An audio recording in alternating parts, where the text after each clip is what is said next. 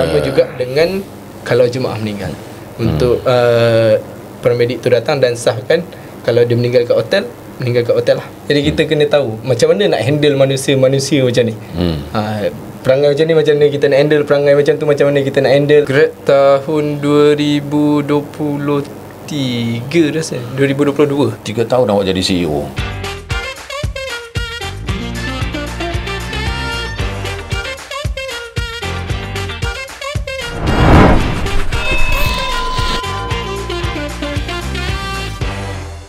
Bismillahirrahmanirrahim. Alhamdulillahirabbil alamin wassalatu wassalamu ala asyrafil anbiya'i wal mursalin wa ala alihi wa sahbihi ajmain. Assalamualaikum warahmatullahi wabarakatuh.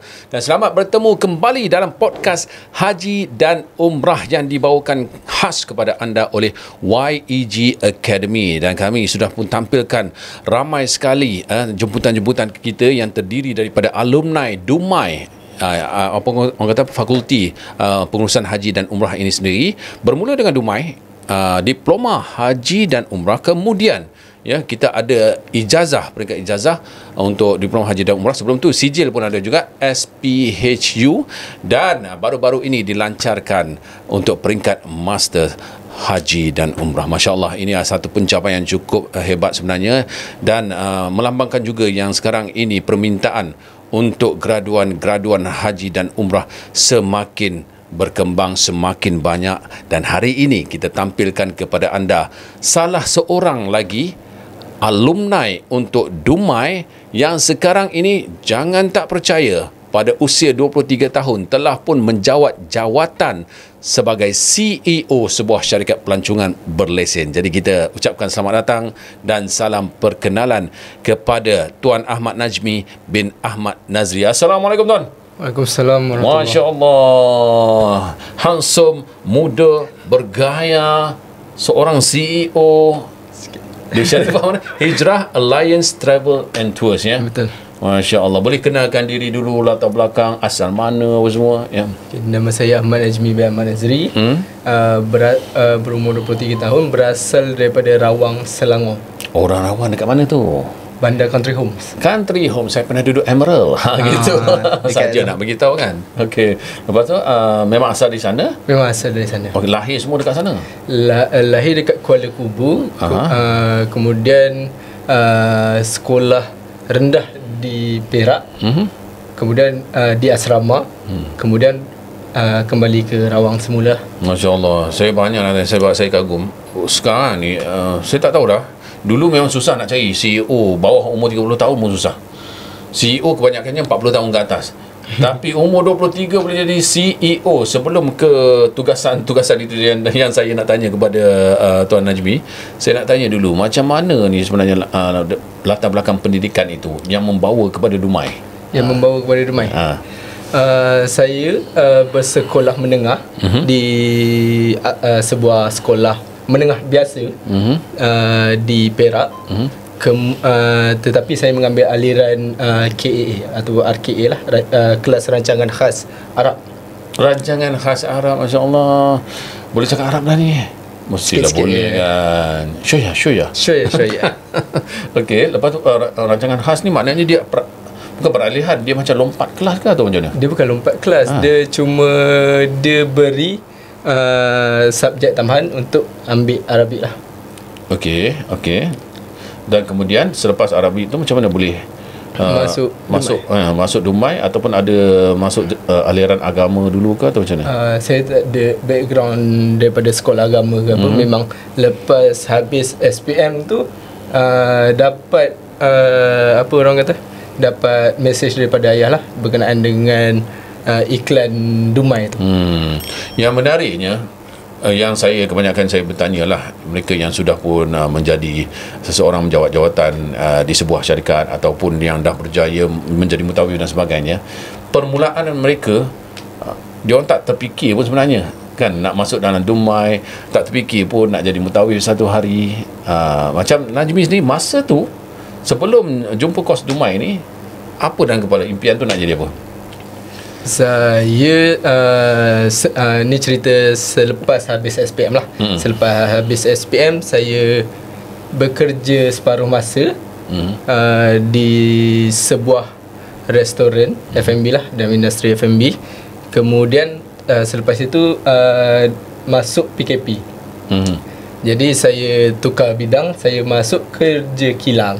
So sewaktu saya kerja kilang tu shift malam. Saya kerja shift malam dan ayah saya hantar kepada saya iklan berkenaan dengan diploma pengurusan haji umrah lah. Lepas SPM tu masa tu PKP. Lepas SPM. Lepas SPM. Maknanya Najmi tak berhajat nak teruskan sambung belajar ke sebab dah kerja restoran kerja kilang? Saya memang berhajat untuk sambung belajar, tetapi nak tunggu dulu, nak kumpul duit dulu baru nak sambung belajar. Tapi atas sokongan dan dorongan daripada ayah sendiri, nak jadikan cerita, waktu tu ayah saya sedang bekerja shift malam pukul 1-2 pagi macam tu. Saya tengah waktu rehat lah. Waktu rehat ayah saya forwardkan yang iklan daripada Facebook rasanya waktu tu untuk diploma pengurusan haji umrah. Dia forward ke dalam grup family dan mengatakan bahawa sejuk hati mama dengan abah kalau ada anak mama dengan abah yang sambung bidang ni. Masya Allah. Yang habis SPM time tu saya lah. Sejuk perut ibu lah macam tu tapi kalau tak bertemu dengan Dumai, sebenarnya nak ambil kursus apa? Khusus kalau sambung belajar masa tu, kalau ikut saya minat sebenarnya ke bahagian HR. Management lah. Saya nak duduk bahagian management sebenarnya. Lepas tu bila dah dapat Dumai ni dengan kata-kata perangsang daripada mak ayah tu, terus rasa macam berminat nak tahu ke ataupun rasa berat ke masa tu? Dia sebenarnya waktu tu lepas saya hantar, sebab saya juga minat tourism. Saya minat travel, tapi bukan daripada keluarga yang berada. Jadi nak travel tu ada kekangan lah daripada segi kewangannya apa semua. Tak pernah lagi pergi mana-mana lah. Dalam Malaysia sahajalah. Keluar negara belum lagi lah sewaktu itu. Jadi bila ayah saya hantar macam tu, saya nak masuk, tetapi saya kaji dulu lah. Saya buat kajian dulu, sebab waktu tu PKP. Saya ada buat kajian mengenai dengan peluang pekerjaan. Sebab saya target lepas saya habis diploma untuk saya dapatkan terus kerja. Jadi waktu tu saya survey dalam Malaysia untuk diploma pengurusan haji dan umrah ni atau bidang haji umrah ni, dalam segi pendidikan dia cuma ada 2 sahaja pada waktu tu. Satunya Dumai IUC, lagi satu adalah Baitumal. Kosnya lebih kurang beza dalam 2,000 saja, tapi yang ditawarkan oleh Baitumal adalah sijil, bukan diploma. Yang ditawarkan oleh IIC waktu tu IIC lah. IIC tawarkan diploma serta percuma praktikal di tanah suci. So daripada situ saya pilih untuk Dumai lah, satu. Yang kedua berkenaan dengan peluang pekerjaan. Pada waktu PKP tu, kita semua tahulah tak boleh keluar negara apa semua. Jadi banyak syarikat-syarikat pelancongan yang dah pun ditutup. Kalau yang tak dapat nak survive, memang tutup lah. Kalau yang boleh survive pun banyak pekerja-pekerja yang hilang pekerjaan lah pada waktu tu. Dan pada waktu itu saya cek berita apa semua, saya cari-cari PKP mungkin habis mengambil masa dalam 3 tahun. Di mana diploma pengurusan haji umrah menawarkan masa lebih kurang dalam 2 tahun setengah untuk habis diploma. Jadi kalau saya ambil 2 tahun setengah ambil diploma pengurusan haji umrah, kemudian saya habis, pada waktu tu rasanya peluang pekerjaan tu akan lebih luas lah, sebab industri baru buka semula. Itu dia sedikit sebanyak tentang bagaimana Tuan Najmi kita masuk ke dalam industri haji dan umrah ini, dan orang kata sebagai pengenalan kepada untuk sesi podcast kita episod kali ini. Tuan Najmi, saya akan terus menyelidik dan juga nak mengetahui tentang pengalaman Tuan Najmi, bukan saja berada di kuliah semasa sesi Dumai itu, malah semasa mengendalikan syarikat sebagai seorang CEO. Jadi untuk itu teruskan bersama kami dalam podcast Haji dan Umrah yang dibawakan kepada anda oleh YEG Academy, misi melahirkan mutawif dan jemaah profesional. Jangan lupa hashtag kami, hashtag paling ramai, hashtag paling dipercayai, hashtag paling besar, hashtag terbukti. Grad tahun 2023 rasa 2022. 3 tahun awak jadi CEO.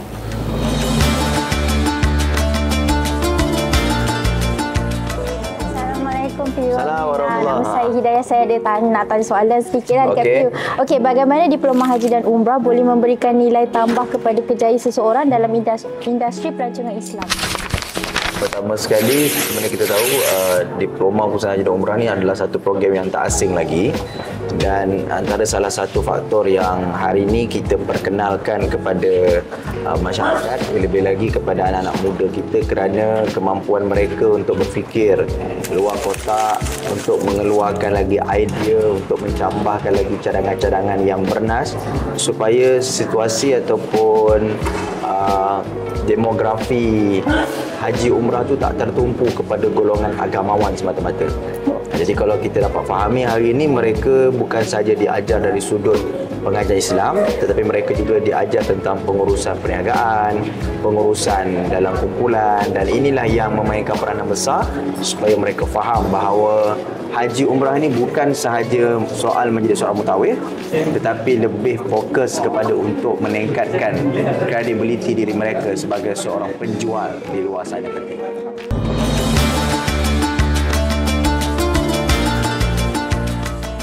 Baik, Alhamdulillah kita bertemu kembali dalam podcast Haji dan Umrah. Okey, dan hari ini ya, untuk episod kali ini kita bawakan kepada anda CEO untuk syarikat travel Hijrah Alliance Travel and Tours, iaitu Tuan Ahmad Najmi bin Ahmad Nazri. Jadi tadi kita dah tahu dah detik-detik bagaimana Tuan Ahmad Najmi kita memasuki bidang industri haji dan umrah ini, dan bagaimana beliau sebenarnya boleh melanjutkan pelajaran di Dumai, di Fakulti Pengurusan Haji dan Umrah ini melalui saranan daripada ibu dan bapa yang nak akan macam, yalah anak aku mudah-mudahan adalah seorang yang dapat sangkut, macam tu kan, selalulah mak ayah macam tu kan, sejuk perut ibu mengandung macam tu. Alhamdulillah tak sampai berapa lama lepas daripada grad tahun berapa tu?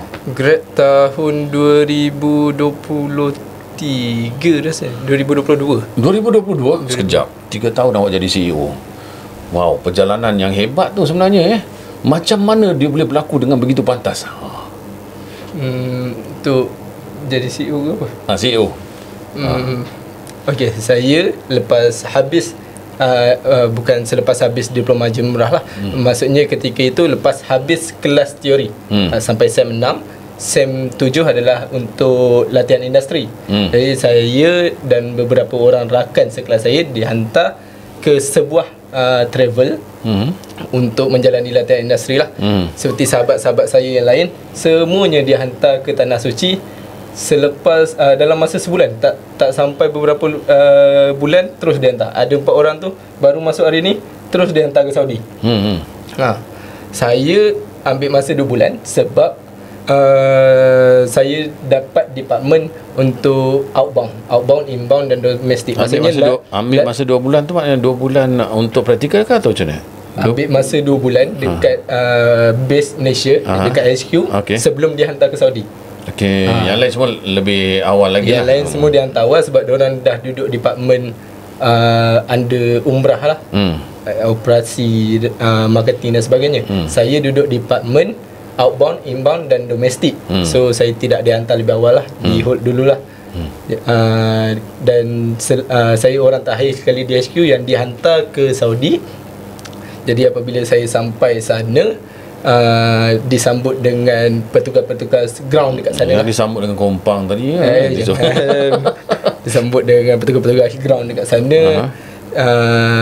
Jadi di situlah bermulanya saya dapat belajar secara realiti, depan-depan. Sebelum ni kita belajar teori saja di kelas, tapi kita tak belajar realitinya macam mana. Tapi lepas dah sampai sana, kita belajar ground handling, kita belajar macam mana nak jadi mutawif, kita belajar macam-macam lah dekat sana.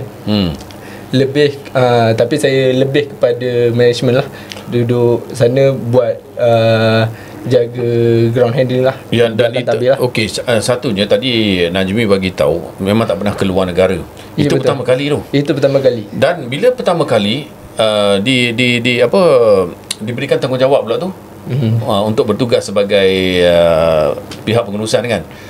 Jadi ada terima kejutan tak itu, ataupun rasa macam gabra sikit ke tu? Dia pada mulanya yang first kali saya rasa adalah sebab kita sebenarnya tak ada pun latar belakang agama. Kita tak ada pun cita-cita sebelum ni pun tak ada pun nak jadi mutawif ataupun duduk di bahagian travel agency. Dan tak pernah keluar negara, tiba-tiba dihantar dan destinasi pertama adalah tanah suci sendiri. Jadi dekat situ sebab saya dapat bayangkan kan dia punya tu. Memang menitis ke air mata masa tu? Menitis juga lah. Mestilah kan. Waktu lihat Kaabah yang pertama kali tu memang menitis lah. Masya Allah. Lepas tu daripada segi tugasan macam mana hari tu? Bila di tanah suci, berada di luar negara kali pertama, dapat handle dengan baik ataupun tidak? Alhamdulillah, setakat saya duduk dekat sana dapat handle dengan baik lagi lah. Sebab bila kita dekat sana, kita handle manusia. Kita bukan jual produk, kita handle manusia tu sendiri. So kalau manusia ni dia banyak ragam dia, dia emosi dia apa semua. Jadi kita kena handle dengan sabar lah. Betul lah. Dan teliti. Sebab ada kawan saya kat sana, dia bukan handle manusia, dia handle kambing korban. Faham? Kambing untuk disembelih. Jadi memang dia deal dengan manusia, deal dengan haiwan sekali kan. Jadi Tuan Najmi, saya cuma nak tahu macam mana tiba-tiba melalui tugasan itu, pertama kali di Tanah Suci, kemudian macam mana boleh jadi CEO tu? Lepas saya dah habis intern apa semua, saya balik ke Malaysia, berbaki lagi sebulan saya intern. Waktu tu mulalah dapat tawaran daripada HQ Travel tu sendiri untuk bekerja. Ada 2 bidang yang ditawarkan. Satu di outbound sendiri, department yang saya intern. Kedua adalah untuk ground handling di Saudi. Tapi pada waktu itu ayah saya sakit sebenarnya pada waktu itu. Jadi saya memilih untuk duduk di Malaysia lah. Sebab kalau kita pergi ke Saudi 3 bulan sekali baru balik, 3 bulan sekali baru balik. Jadi saya memilih untuk stay di Malaysia sebab waktu tu ayah saya sakit. So saya pilih department outbound. Tapi macam mana pun kalau dah pergi sana, rasa rindu tu kuat. Walaupun waktu saya duduk dekat outbound tu, saya dihantar ke Turki, saya dihantar ke Dubai, naik cruise dan sebagainya, kita masih rasa rindu yang kuat nak pergi ke Tanah Suci juga. Jadi saya letak jawatan dekat HQ tu. Saya pun pergi ke Saudi atas saranan daripada kawan-kawan, daripada orang-orang berpengalaman dalam industri lah. So pergi ke Saudi untuk bekerja di bawah satu organisasi iaitu Ziarah Jordan. Maknanya organisasi luar negara lah. Memang dekat sana. Dia base dekat sana? Base dekat sana. Organisasi orang Malaysia tapi base dekat Saudi. So daripada situ juga saya dapat belajar macam-macam. Bila dia pergi ke sana, saya dapat belajar macam mana nak urus pelajar-pelajar praktikal daripada pelajar-pelajar praktikal daripada Jordan. Student Malaysia yang belajar di Jordan nak datang umrah. Biasanya student-student yang belajar di Jordan ni, bila diorang cuti semester pertama, maksudnya yang baru sampai ke Jordan lah, diorang nak balik ke diorang dapat cuti tu, diorang nak pergi ke Tanah Suci, nak buat umrah lah. Yalah sebab Jordan dengan Saudi pun dah dekat dah. Naik bas saja kan. Naik bas dalam 23 jam boleh sampai Saudi. Jadi dekat situ saya belajarlah arrangement daripada A to Z. Macam mana kita nak arrange dengan hotel, macam mana kita nak arrange dengan transportation, visanya, daripada segi nak atur masa perjalanan pelajar-pelajar tu nak sampai ke Saudi dan buat ibadah umrah dengan sempurna. So daripada situ dah belajar. Bila dah belajar, sampailah masuk musim haji. Musim haji tak dapat diterima untuk bertugas ketika musim haji tu. Jadi baliklah ke Malaysia. Balik ke Malaysia, kita duduk sekejap, cuti sekejap apa semua, fikir dan sahabat ajak untuk kita jalankan Hijrah Alliance ni. So daripada situlah saya mula. Maknanya awak sendiri yang set up lah Hijrah Alliance ni ataupun ada orang lain? Ada orang lain. Hijrah Alliance ni dah ditubuhkan dah lebih kurang 2 tahun. Tapi tiada management yang bawa lagi untuk ke umrah. Faham. Maksudnya untuk pelaksanaan sudah selesai, tetapi untuk bawa jemaah rombongan ke luar negara ataupun masuk ke dalam negara tiada lagi. Jadi bila kita masuk tu, kita jaga management lah, kita terus bawa. Maknanya orang lain set up. Ada board of director. Kemudian bila Najmi masuk situ, mereka lantik lah. Mereka lantik kumpulan ataupun management lah dekat situ, betul, untuk menguruskannya lah. Tapi benda tu bagi saya lah, awak punya pengalaman 3 tahun dah, rezeki tu sangat cepat. Masa awak terima tawaran jadi CEO tu, awak pernah gambarkan nak momen tu akan berlaku dengan begitu pantas? Saya tak pernah gambarkan langsung yang tu. Saya ni dekat 50 tahun dah ni, umur bapa awak ni. Kan? Dah jadi penyampai lagi. Tak ada penyampai radio lagi kan. So awak CEO ni, saya duduk di sebelah CEO, Masya Allah, hebat betul lah. Awak percaya tak momen tu? Alhamdulillah. Atau berat ni, tanggungjawab aku nanti kan. Alhamdulillah lah, pada waktu tu salah seorang sahabat saya lah yang sarankan saya untuk jadi CEO ketika itu. Waktu tu sebab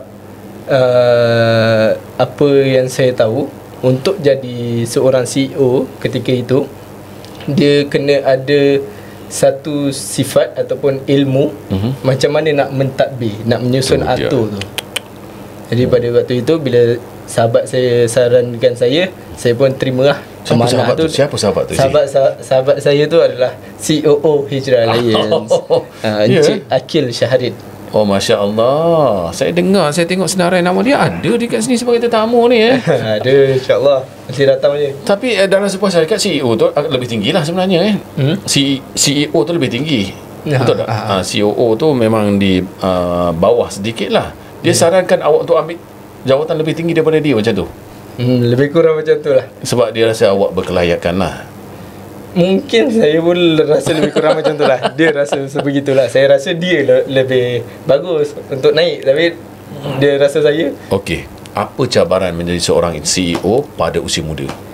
Pada usia muda, cabaran dia adalah bila kita usia muda, dia ada satu kekangan di mana orang kurang nak beri perhatian kepada kita, sebab kita ni budak muda dalam industri, lagi-lagi dalam industri haji umrah ni. Mostly yang pegang travel agency adalah orang-orang yang dah berusia, senior kan, yang senior lah. Jadi bila kita datang, budak ni macam mana kan, budak baru ni, dia nak kongsi something pun dia macam tak boleh nak trust lagi, sebab budak ni pengalaman pun baru setahun jago. Lepas tu tahu-tahu jadi CEO nak buat macam-macam. Diorang kurang daripada situ lah. Okey, macam mana awak mengembalikan ketidakyakinan mereka tu? Macam mana awak mengatasi? Tak apa, kita berhenti dulu. Ya, kita akan ketahui sebentar lagi, sebab saya sangat kagum dengan pencapaian beliau sebenarnya. Okey, untuk podcast Haji dan Umrah bersama dengan Tuan CEO muda kita, Tuan Ahmad Najmi bin Ahmad Nazri. Teruskan bersama dengan podcast Haji dan Umrah, misi melahirkan mutawif dan jemaah profesional. Jangan lupa #paling ramai, #paling dipercayai, #paling besar, #terbukti. Jadi kita kena tahu macam mana nak handle manusia-manusia macam ni.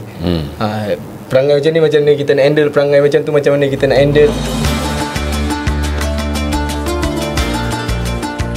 Bagaimana kemahiran dari diploma haji dan umrah boleh digunakan dalam industri pelancongan dan hospitality yang lebih luas? Okey, baik. Bila kita tengok orang yang biasa bawa jemaah umrah dan haji, mereka adalah jemaah ataupun mereka adalah seorang mutawif. Lebih baik daripada orang yang bawa mana-mana percutian. Sebab apa? Kita menyantuni dengan ilmu. Kita menyantuni dengan kasih sayang, mengajak orang datang ke Baitullahil Haram dan Madinah. Jadi bukan treatment yang kita buat di dalam haji dan umrah ni akan bagi lebih banyak kebaikan apabila kita buat jemaah yang lain yang tidak terlibat dengan haji dan umrah. Contoh kata kita biasa angkat beg, kita biasa bagi senyuman, bagi tazkirah. Itu juga benda yang boleh apply kan kalau kata orang tu pergi melancong.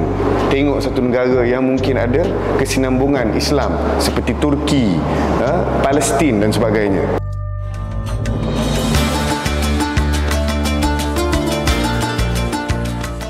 Baik, selamat bertemu kembali dalam podcast Haji dan Umrah. Hari ini kita bersama dengan CEO Hijrah Alliance Travel and Tours. Dan kalau kita bercakap dengan CEO ni adalah peringkat pengurusan yang tertinggi dalam sesebuah organisasi.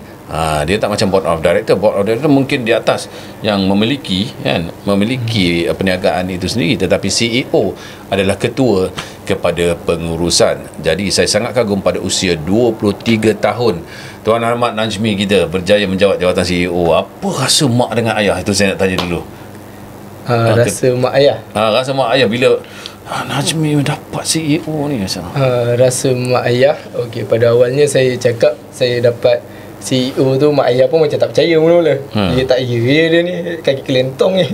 Kita waktu kecil selalu kelentong mak ayah. Bapak awak pun usia lebih kurang macam saya, lebih kurang. Tahun apa dia lahir? Tahun 76. 97. 97? 97. 79, sorry. 79. Lagi muda daripada saya. 97 tu dia jadi 97 sama umur. Sama. Dia jangan berulang lagi momen itu sebenarnya. Ini biasa.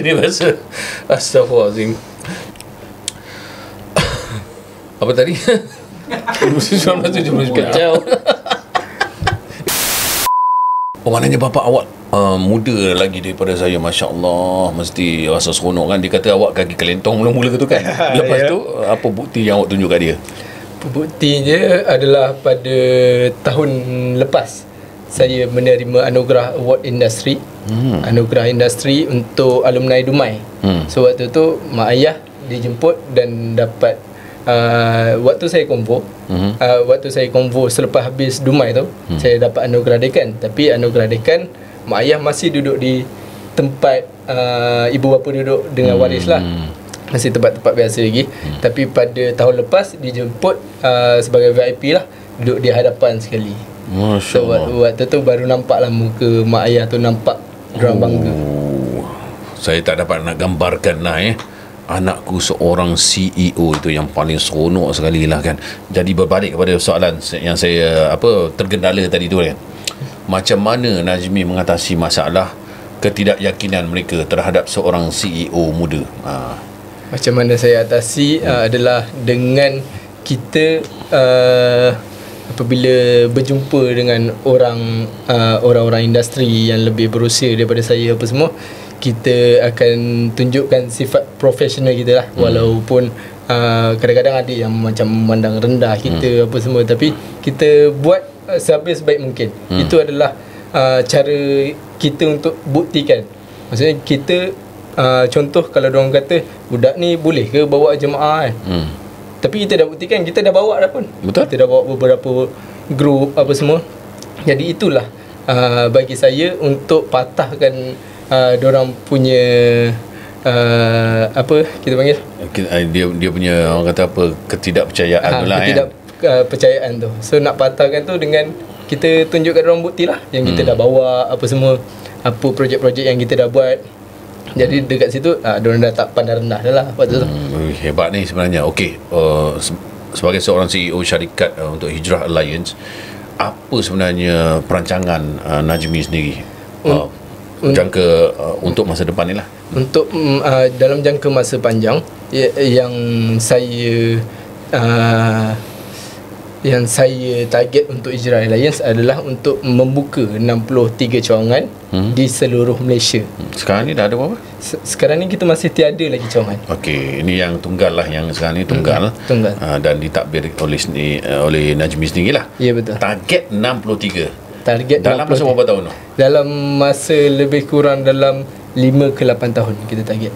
Kita nak buka selaju yang mungkin lah. Boleh Boleh, insya-Allah. InsyaAllah. Satu cawangan saya macam beratnya sebenarnya. Okey, apa suasana pembelajaran di Dumai macam mana dia membantu kepada keputusan yang dibuat oleh seorang CEO? Kalau dulu saya tanya ni, dia setakat mutawif aja tu biasalah kan. Tapi macam mana silibus ataupun apa-apa yang dipelajari semasa dekat Dumai itu membantu keputusan seorang CEO? Okey, untuk Dumai, antara subjek-subjek yang saya belajar ketika saya Dumai adalah yang saya rasa paling berguna lah. Satu, Dumai menawarkan subjek computer application. So bila computer application, kita tahu bukan semua pelajar-pelajar di Malaysia ni yang celik IT. So apabila masuk ke college, university, bukan semua reti cara nak buat assignment, nak gunakan Excel, Microsoft dan sebagainya. Jadi itu adalah salah satu subjek yang paling berguna lah untuk saya. Yang kedua adalah berkenaan dengan human resource. Jadi kita belajar juga dalam domain human resource. So macam mana kita nak kendalikan orang. Jadi apabila dah menjawat jawatan sebagai CEO ni, memang kita berurusan dengan staff-staff lah. Kita berurusan dengan tim kita. Jadi tim kita ni pun manusia. Jadi kita kena tahu macam mana nak handle manusia-manusia macam ni. Perangai macam ni macam mana kita nak handle, perangai macam tu macam mana kita nak handle, macam mana kita nak buat satu tim ni boleh deliver task dengan sebaik yang mungkin lah. Yang ketiga, subjeknya adalah e-commerce. Dan sebagai CEO memang penting lah untuk kita belajar e-commerce, business dan sebagainya, untuk kita kembangkan lagi perniagaan ni. Masya Allah. Dan daripada segi ilmu ataupun pengalaman yang dekat tadi tu dekat Saudi itu sendiri, dia top up lah ya. Dia top up kepada ilmu, kepada diploma yang sedia ada. Najmi sendiri rasa macam Najmi perlu tambah lagi, mungkin lepas ni nak ambil degree ke atau macam mana, ataupun cukup setakat ni aku nak enjoy dulu sekarang ni sebagai CEO ataupun sambil-sambil. Pengetahuan sekarang ni saya telah pun ambil degree di BIHUM lah, Bachelor Haji and Umrah Management dekat IUC. Dulu IIC, Innovative International College. Sekarang dah naik taraf Innovative University College. Dalam bidang Bachelor Haji dan Umrah Management lah. Dah berapa semester lah? Dah berapa semester dah semester ketiga lah. Semester yang ketiga sambil-sambil jadi CEO, sambil-sambil belajar. Ya, betul. Peringkat degree. Oh, ini dahsyat ni. Sebab macam mana bagi tu tak pernah habis kan? Benar. Bagi semangat sikit dekat saya rasa macam saya sibuk gila dah. Tapi ada saranan untuk saya ambil master juga dalam bidang ni. So saya atas sikit lah daripada awak cik. Tak ada. Nanti saya kejar daripada belakang. Tapi jawatan awak tak terkejar lah saya kan. InsyaAllah boleh. Macam mana tu nak bagi-bagi masa ni? Orang kata macam, oi, macam mana seorang CEO ni boleh belajar pula? Antara yang paling yang buatkan saya nak sambung degree dalam bidang ni dekat IUC ni adalah dia punya flexibility dia. Sebab diorang menawarkan kelas dalam bentuk online. Untuk sebab ramai alumni daripada Dumai yang nak sambung belajar degree, tapi semua bekerja luar negara. Daripada segi zon masanya pun dah berbeza, apatah lagi nak masuk kelas ikut timing Malaysia macam mana kan. So jarak pun memang of course lah dah jauh sekali. Dah sampai ke luar negara. Jadi BIHUM ni dia tawarkan adalah kelas online. So kita masuk secara online sajalah. Jadi kena susun jadual ikut kelas tu lah. Okey, sebagai seorang yang memegang jawatan tertinggi dalam sebuah syarikat untuk travel dan haji dan umrah, apa cabaran ataupun sesuatu yang industri ini perlukan dalam masa yang akan datang? Boleh dah tengok ni kan ada kelompongan dan sebagainya yang perlu diisi. Okey. Untuk sekarang kekangan bagi syarikat kami sendiri, ini daripada sudut pandang syarikat kami lah, adalah terlampau banyak skema-skema yang berada yang menunggang nama travel agency untuk menipu orang. Jadi kekangannya adalah apabila masyarakat dah tumbuh satu stigma di kalangan masyarakat, tak boleh pergi dengan travel yang baru nak naik. Sebab boleh jadi penipu. Kalau jadi apa-apa susah, tak ada pengalaman dan sebagainya.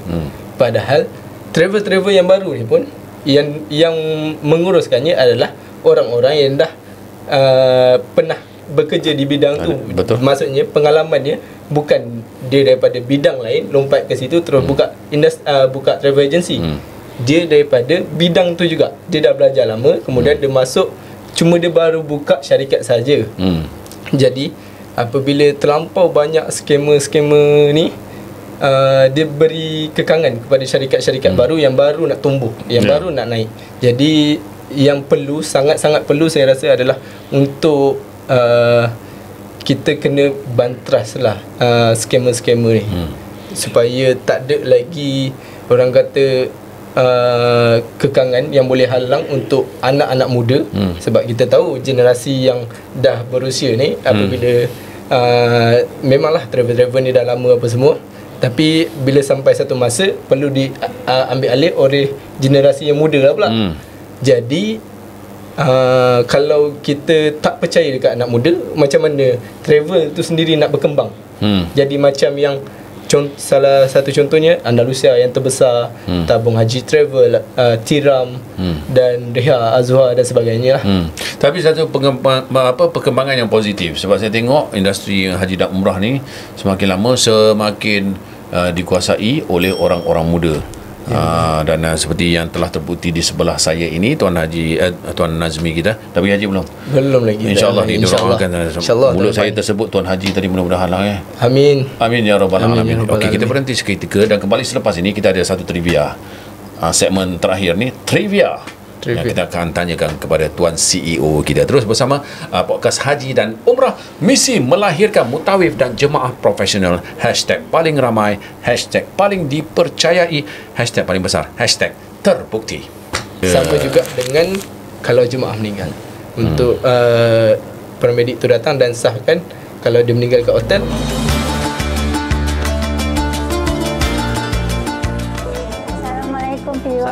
Nama saya Hidayah. Saya ada nak tanya soalan sedikit lah dekat PU. Okey, bagaimana diploma haji dan umrah boleh memberikan nilai tambah kepada kerjaya seseorang dalam industri pelancongan Islam? Pertama sekali, sebenarnya kita tahu diploma Pusat Haji dan Umrah ni adalah satu program yang tak asing lagi, dan antara salah satu faktor yang hari ini kita perkenalkan kepada masyarakat, lebih lagi kepada anak-anak muda kita, kerana kemampuan mereka untuk berfikir luar kotak, untuk mengeluarkan lagi idea, untuk mencampahkan lagi cadangan-cadangan yang bernas, supaya situasi ataupun demografi haji umrah tu tak tertumpu kepada golongan agamawan semata-mata.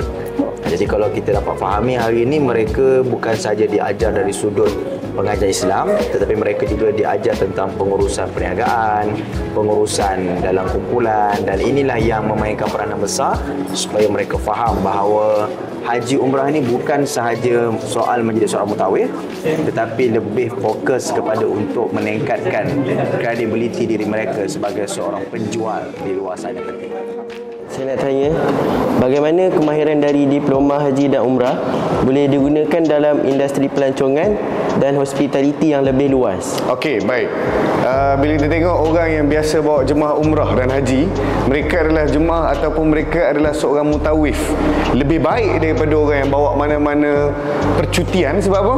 Kita menyantuni dengan ilmu.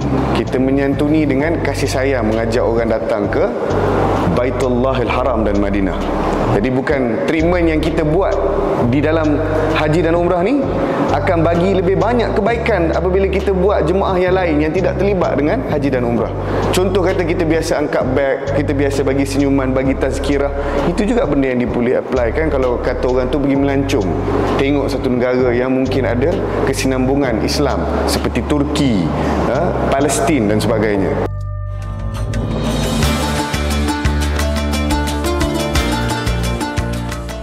Baik, selamat kembali menonton podcast Haji dan Umrah dibawakan kepada anda oleh YEG Academy. Kita masih lagi bersama dengan Tuan Nazmi, CEO daripada Hijrah Alliance Travel and Tours ya. Ya, betul. Alhamdulillah. Dan ini adalah segmen yang terakhir, tapi kita nak mulakan dengan trivia tentang Haji dan Umrah dahulu. Kita tengok di CEO kita macam mana.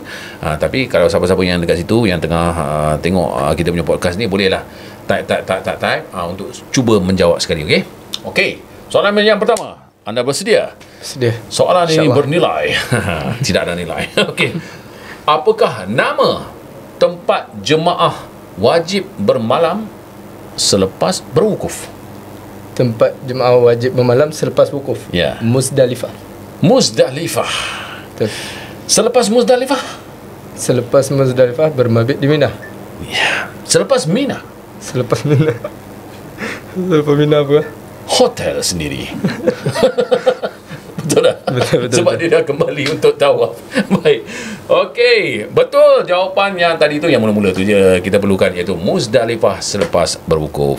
Dan yang kedua, ini sebagai seorang CEO, dalam pengurusan jemaah, apakah SOP ataupun tindakan awal kalau berlaku kecemasan di kalangan jemaah? Kecemasan ni macam contohnya daripada segi kesihatan.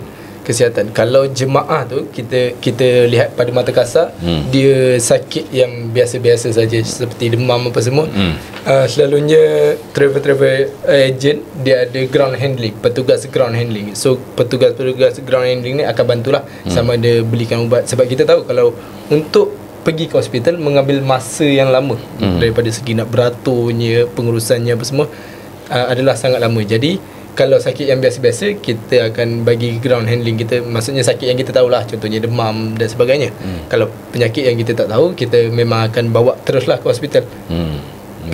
Kalau yang lebih teruk sikit, contohnya jemaah dah betul-betul memang tak boleh gerak macam tu, kita akan SOP-nya adalah pergi ke hotel. Untuk hotel, panggilkan ambulans. Ambulans akan datang dan sekali dengan paramedik lah untuk cek kita punya jemaah. Sama juga dengan kalau jemaah meninggal, untuk paramedik tu datang dan sahkan kalau dia meninggal kat hotel lah.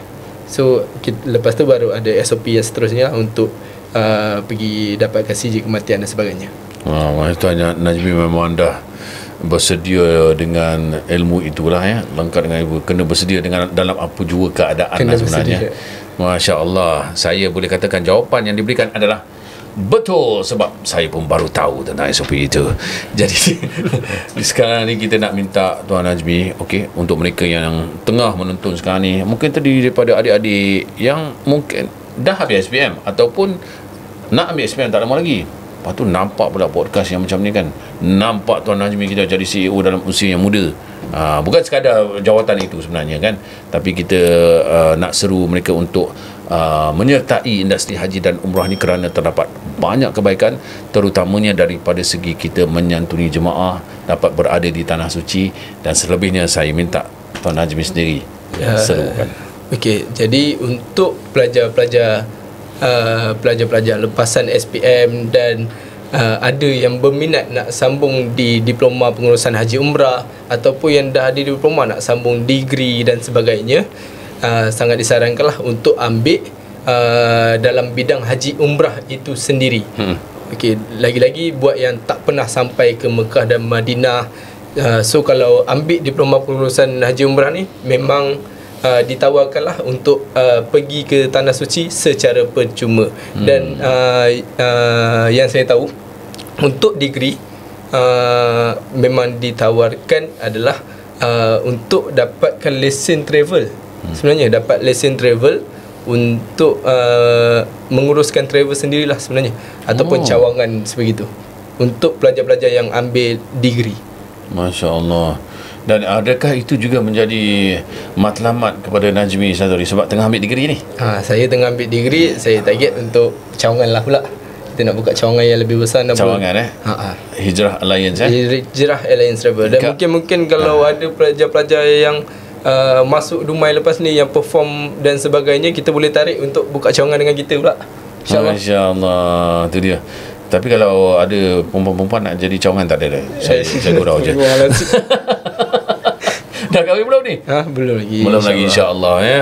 Itu dia. Saya rasa Najmi pun dah bersiap sedia daripada segala segi ni untuk mendirikan masjid. Dan banyak lagi lah sebenarnya pencapaian yang saya rasa jauh lagi perjalanan tu sebenarnya. Katakanlah 20 tahun lagi, di manakah Najmi nampak diri Najmi?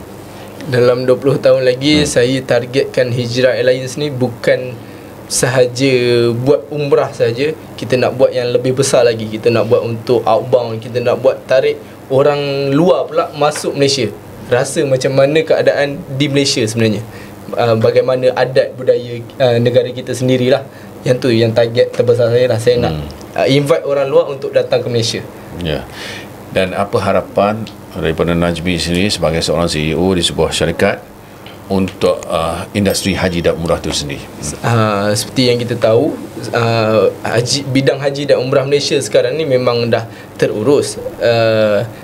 Contohnya daripada Kementerian Saudi sendiri pun dah umumkan bahawa tabung haji Malaysia adalah yang terbaik. Jadi kalau untuk haji dan umrah punya industri, saya punya harapan adalah untuk kekalkan dan menambah baik yang mana kurang sedikit-sedikit tu tambah baik lagi lah untuk dalam bidang haji umrah ni. Okey, ada penambahbaikan di situlah. Dan kita ucapkan terima kasih banyak-banyak sekali lagi kepada Tuan Najmi kita, CEO Hijrah Alliance Travel and Tourism yang Berhad, kerana sudi hadir untuk podcast hari ini. Dan kepada anda yang terinspirasi di luar sana, adik-adik semua, kalau tengok macam abang ni 23 tahun boleh jadi CEO, pakcik ni dekat 50 tahun tak jadi apa-apa. Interview tapi dapat interview pun satu, alhamdulillah, satu rezeki untuk saya sebenarnya. Banyak perkongsian yang memberi manfaat, banyak ilmu juga saya serap daripada tetamu-tetamu saya. Sekali lagi terima kasih Tuan Najmi ya. Terima kasih juga. Kita jumpa lagi. Assalamualaikum. Assalamualaikum. Okey, apa lagi, mulakan ya langkah anda untuk menyertai SPHU ataupun Diploma Pengurusan Haji dan Umrah di YEG Academy yang menawarkan peluang yang sangat luar biasa untuk mempersiapkan diri anda dalam pengurusan ibadah haji dan umrah. Dan program ini menyediakan kepada anda ilmu yang komprehensif serta latihan praktikal untuk melahirkan mutawif yang terlatih dan jemaah yang terpimpin. Daftar sekarang ya di www.yegmy.com. Dan untuk maklumat lanjut boleh tanya apa-apa saja soalan di situ. Mulakan perjalanan anda menuju kejayaan yang penuh keberkatan. Terima kasih kerana mendengar dan juga menonton podcast Haji dan Umrah. Jangan lupa untuk ikuti kami episod-episod yang seterusnya. Assalamualaikum warahmatullahi wabarakatuh.